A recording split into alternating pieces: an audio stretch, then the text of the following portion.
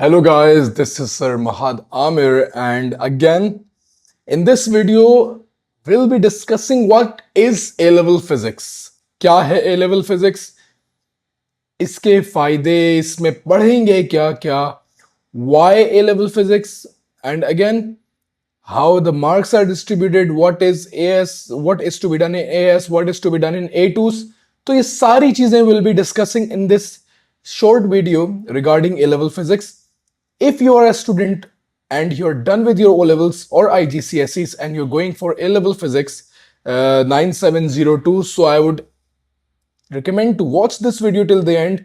It's gonna clear a lot of things. There's a study tip that I have shared in the end, so it will help you a lot.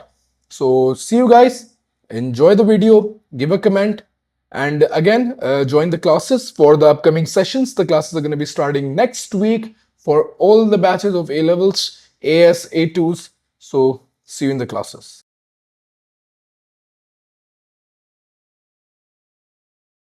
First of all, let's start off with the syllabus of A levels. A levels physics 9702. This is the recent syllabus. 2027 तक जो syllabus अभी follow हो रहा है, this is the syllabus of that. सारी series में Indian papers जो मार्च में होते हैं, अगेन विद दैट सब पेपर्स में ये सिलेबस फॉलो हो रहा है. हमारे पास ए लेवल्स जो है फिजिक्स दो हिस्सों में डिवाइडेड है. That's one is AS and the second one is A2. Most of you are familiar with this.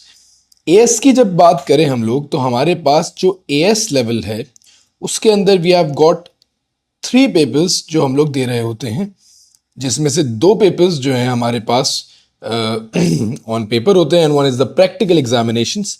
सबसे पहले पेपर 1 की बात करूं तो जैसे आप लोग ओ लेवल्स और आईजीसीएसईज में एमसीक्यूज के पेपर्स दे के आ चुके हैं, similarly paper 1 is a multiple choice paper. It's 1 hour 15 minutes in duration. इसके 40 मार्क्स होते हैं. You have got 40 questions to attempt and it comprises of 31% of your AS level. अच्छा, एएस के ग्रेड का 31%, 31% ये पेपर जो है सम अप करता है. It's an important paper and for a lot of you might be the most difficult paper of AS. Conceptual knowledge अगर हम बात करें तो we are very good at concepts. हम लोग आहिस्ता आहिस्ता सीख जाते हैं. We are studying from great teachers. आप जो है कॉलेजेस में जाओगे, you will be studying from great teachers. Most of you will be studying from me. तो वहाँ पे आप लोग इस बात को देखोगे कि जो कॉन्सेप्चुअल नॉलेज है वो बहुत अच्छे तरीके से कवर हो जाती है. You have got grip on the syllabus, you have got grip on the topics. First of all just talking about AS, kinematics है, वेव्स है, इलेक्ट्रिसिटी है, and you very good at that. जब आप बात करते हो पेपर सॉल्विंग की, तो most of us even as teachers and as students we keep our focus on the theory examination, that is paper 2. और ज़्यादातर क्वेश्चंस करा रहे होते हैं, एमसीक्यूज भी करा रहे होते हैं. बट बच्चे की जहाँ तक माइंडसेट की बात करूँ तो इस मेंटालिटी को you have to change that theory exam is the most important exam. Definitely it's the most important exam, but with that MCQ is also very very important. तो अगर हम बात करें एमसीक्यूज की, तो इसको लाइट नहीं लेना. You have to put your utmost focus on this, ताकि आप ये 31% मार्क्स एएस में अच्छे तरीके से स्कोर कर सकें. हर टॉपिक के साथ if you study from me, you will get a MCQ book, जिसमें सारे टॉपिक्स को जो है डिवाइड किया हुआ है और उसमें जो है फिर बहुत सारे एमसीक्यूज प्रेजेंट हैं. तो आप वो सारे सॉल्व करेंगे. You will get recordings of most of the questions. जहाँ पे आप फंसोगे, you can ask me again and again. फिर ऑनलाइन क्लासेस में हम लोग बहुत डिटेल में उसको डिस्कस कर रहे होते हैं एंड येट अगेन फिर हम लोग इस पेपर को बहुत अच्छे से एस कर लेते हैं. एंड में you have got time. MCQ का पेपर थोड़ा सा डिलेड होता है, बट इसको मेजर नहीं रखना कि यार एंड में पढ़ूंगी, ऐसा होता नहीं है. तो with the topic, for example आप काइनेमेटिक्स कर लेते हो या फिजिकल क्वांटिटीज का चैप्टर करते हो, तो फौरन उसके बाद ही आपने उसके एमसीक्यूज को बहुत अच्छे तरीके से अटेम्प्ट करके फिनिश करना है, ताकि आप उस पर जो है महारत हासिल कर सको and then move on to the next topic. बगैर एमसीक्यूज के अपनी चेकलिस्ट जब आप बनाएं, तो आपकी चेकलिस्ट में तीनों चीज़ें होनी चाहिए. थ्योरी क्वेश्चंस होने चाहिए, एमसीक्यूज होने चाहिए और कॉन्सेप्ट होना चाहिए. सबसे पहली चीज़ तो कॉन्सेप्ट है. तो आपकी जो चेकलिस्ट हो वो इन 3 चीज़ों पे डिपेंड करती हो. जब आपका कॉन्सेप्ट क्लियर है किसी टॉपिक का, देन गो फॉर थ्योरी. जब वो क्लियर है, then go for MCQ. After once you are done with all 3 things, then you move on to the next chapter. और यहाँ पे इस चैप्टर को कंप्लीशन में कहते हैं this is not your O levels और IGCSEs, this is A levels. You have to study from day one. You have to study from day one, and that's the most important thing. पहले दिन से पढ़ाई करनी है, वरना जो है ए लेवल्स ऐसे निकल जाता है and it doesn't come back, वो वापसी नहीं आता and you are done with it. तो और जो टॉपिक्स पाइल अप होते शुरू हो जाते हैं, होते जाते हैं एंड अगेन फिर वो आपके लिए बाद में डिफिकल्टी का बायस बनता है। सो पेपर वन की बात करते करते let's move on to paper two. Again paper two maximum marks इस पेपर के होते हैं, ठीक है। It's again 1 hour 15 minutes and it comprises of 46% of your AS level and total of 23% of your A levels। इस पे मैं भी मूव करता हूँ, पहले मैं AS की बात कर रहा हूँ। तो अराउंड 46%, तकरीबन 50% जो आपका ग्रेड बनेगा वो इस पेपर टू की बदौलत बनेगा। तो इस पे भी फिर डेफिनेटली आपको फोकस रखना है, मोस्ट ऑफ अस।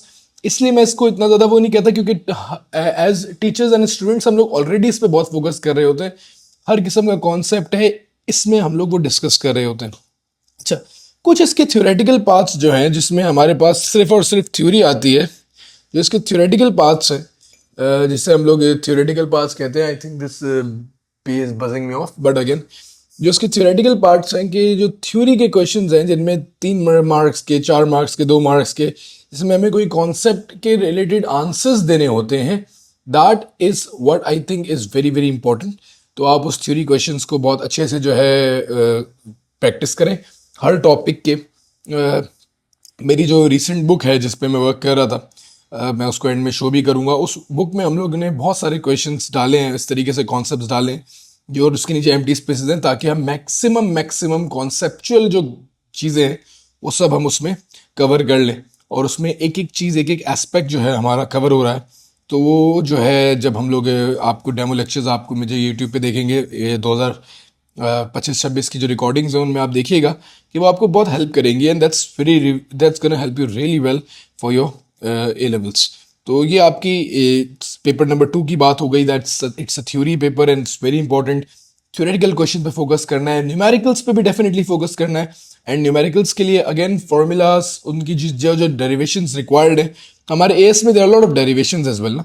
सो जहाँ पे भी डेरिवेशंस हैं और जो आपने जो है जितनी भी डिराइव करनी है चीज़ें, तो उनको बहुत डिटेल में जो है फोकस करना है कि कौन कौन सी डेरिवेशंस हमारे पास रिक्वायर्ड है, and that those derivations needs to be learned, and then eventually उसको अप्लाई कैसे करना है न्यूमेरिकल्स में। ये सारी चीज़ें आपके पेपर 2 में कवर हो जाती हैं। अच्छा, फिर पेपर 4 आता है हमारे पास, पेपर 3 आता है, जिसमें हम लोग प्रैक्टिकल एक एग्ज़ाम देते हैं। कॉलेजेस के अंदर प्रैक्टिकल्स बहुत अच्छे तरीके से जो है कराए जाते हैं, और आपने वीक में 1 या 2 जो भी क्लासेस हो रही हैं उनमें लाजमी आपने जो है प्रैक्टिकल्स को सबको लेना है, सब परफॉर्म करने हैं। एंड देन उसके बाद some questions related to that practical is asked at the end, and eventually जो है उस प्रैक्टिकल वर्क पे फिर आपसे कुछ क्वेश्चंस पूछे जाते हैं, then you have to answer that.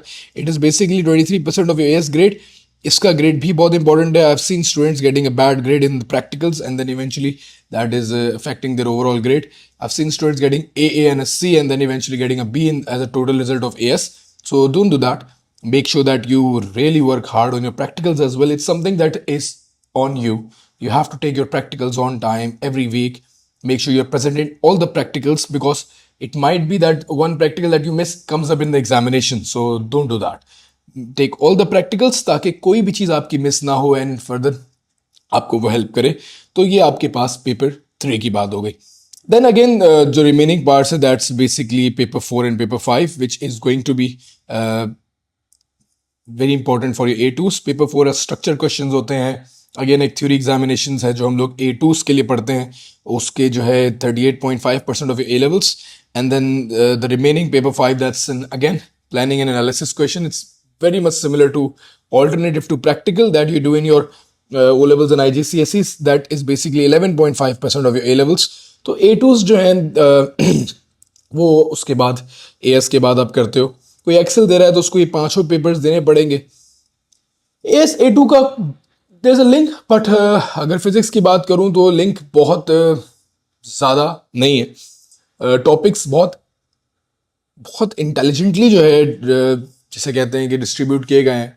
अगर मैं टॉपिक्स पे मूव कर रहा हूँ तो अब टॉपिक्स की वर्किंग को ज़रा देखिएगा, समझिएगा बात को, कि if you talking about AS and A2s, you have got like total of 25 chapters in which 11 are to be done in your AS, and then the remaining 14 are to be done in your A2s। ठीक है, तो अगर पीछे जाएं IGCSEs पे, तो we started off with general physics जिसमें kinematics, dynamics, blah blah blah, forces, pressure तक पढ़ते थे. Then we had thermal में we did kinetic, particle model of matter, then thermal properties, and then again दो चार चीज़ें और की थी, हीट कैपेसिटी वगैरह. उसके बाद we did section of waves जिसमें हमने sound waves, EM spectrum, lenses वगैरह को डिस्कस किया था. And then we did electricity and magnetism. After that there was nuclear and the last one was space physics.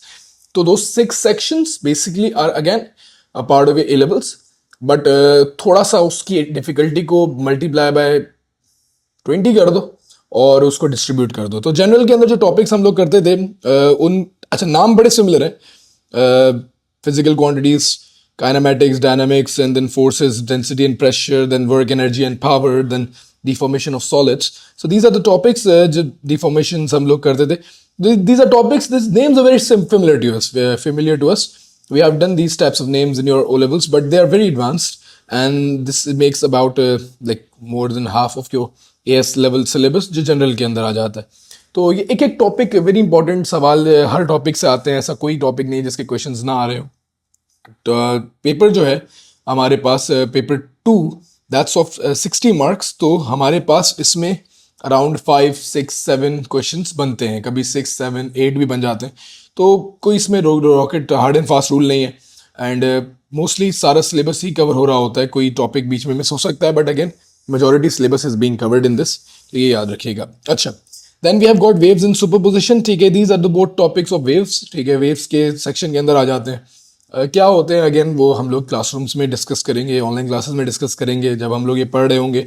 मोरलेस ये टॉपिक्स जो आपके पहले 6 हैं, these are done before your mid terms. ये आपके मिड टर्म्स से पहले पहले कंप्लीट हो जाते हैं in November and the first week of December. Then the remaining topics are done in your second term after mids, जनवरी, फरवरी एंड मार्च में.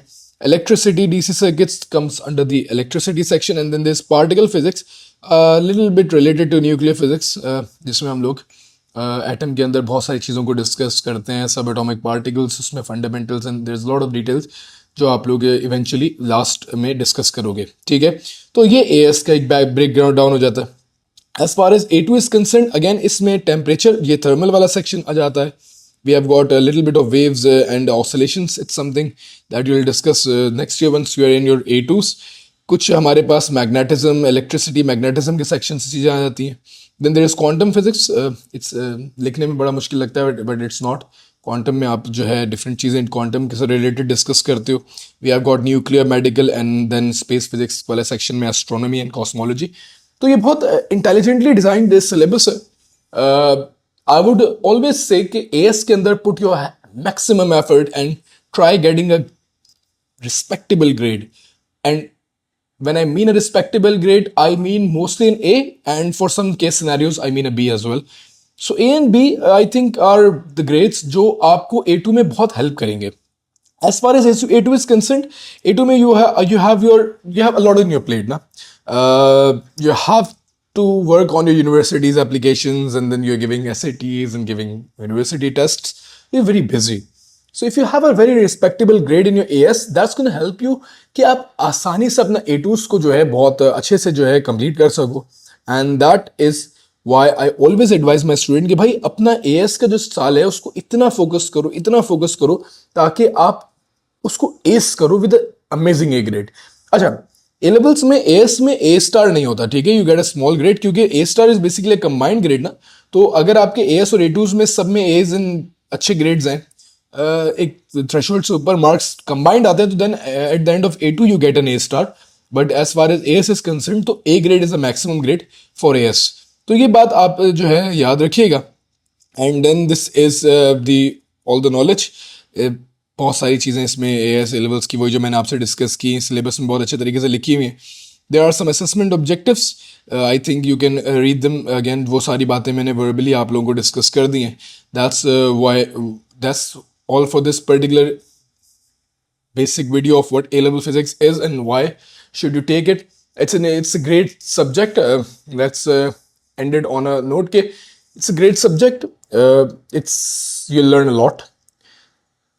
Very very good for your intelligence. I think जब मैं physics पढ़ा भी रहा होता हूँ तो questions I get इसके लिए सबसे जरूरी चीज है कि enjoy the subject.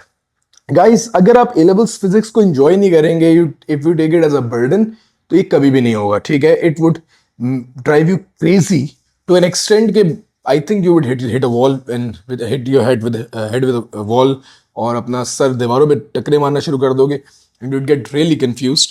So make sure कि यार enjoy the subject. इसको एक पजल के तौर पे लेना, एक एक टॉपिक को एंजॉय करना. These 2 years of your A levels journey is going to be very difficult. There was a video that I was watching the other day, and they were asking students, they have graduated students, that whether A levels was difficult or university life. So the results were, majority said that their A levels were more difficult compared to their university life. Why is that? Because A levels, there's no parameter. The questions can be asked like from anywhere. University में semester system होता है. Once you get there you will find it easy और difficult. It's totally your opinion, but I think कि यार इसमें बहुत focus चाहिए. You have to give your maximum effort in your A levels. एक भी दिन, एक भी हफ्ता अगर वेस्ट हो गया तो बहुत आराम से ग्रेड वेस्ट हो जाता है. That's what I have observed in my teaching journey for the last 8 years now. तो ये चीज़ें जो हैं बहुत इंपॉर्टेंटली अब मेरी नोट कीजिएगा. तो तीन बातें: concept, theory, MCQs. Then move on to the next chapter. So guys, let's keep it till here, and see you in the classes. Take care.